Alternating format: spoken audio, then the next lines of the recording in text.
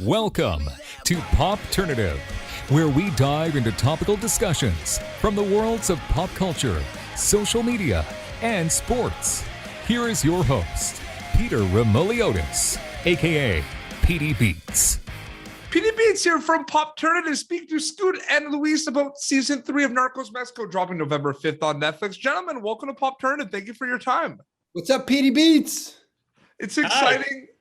Another season of Narcos Mexico, unfinished business. We're diving right into it. What can we expect from your character this season, Scoot? Well, I think that Walt's been a bit domesticated, and he's really struggling with that internally, as well as you get to see the parallels of Amato's, parallels between Walt and Amato's character of calling into question everything, themselves, what they do in life and everything, and sort of watching that unfold. Absolutely. And Luis, welcome to Narcos Mexico, I guess we Thank you, sir. What was it like diving into the world of Narcos Mexico specifically? It was really exciting. I'm a huge fan of the show. And this particular season was very fascinating for me because I'm from Mexico, and I grew up in Mexico in the 90s.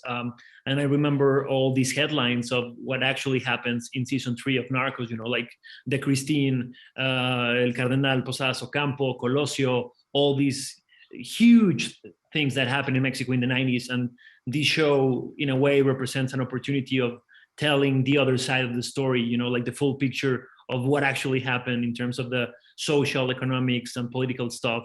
So yeah, I was really drawn about this season. Absolutely. Question for both of you. Start with Scoot. There's a lot to love about Narcos Mexico. There's so much going on in the show. Is there anything that stands out in terms of what you think hits stride with the audience? What do you think is kind of an element that stands out to the others, Scoot, specifically about this show, about this series? I think it's, me and Luis talked about it earlier. It's like the realness to it and the rawness to it. This show has it sort of displays the tragedy of a lot of Mexico's past and its history. I think people just gravitate towards that story, Yes, it has all the glitz and glamour and the other things as well, but again, it's more of like looking at the repercussions of these actions than it is just looking at the actual actions.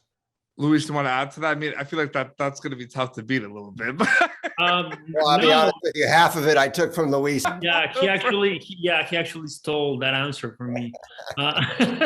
No. It's just as Scoot was saying, is the consequences. Especially in the storyline of my character is talking about these women, hundreds of women getting killed in Ciudad Juarez in the 90s because of the rise of violence and crime because of the drug trafficking.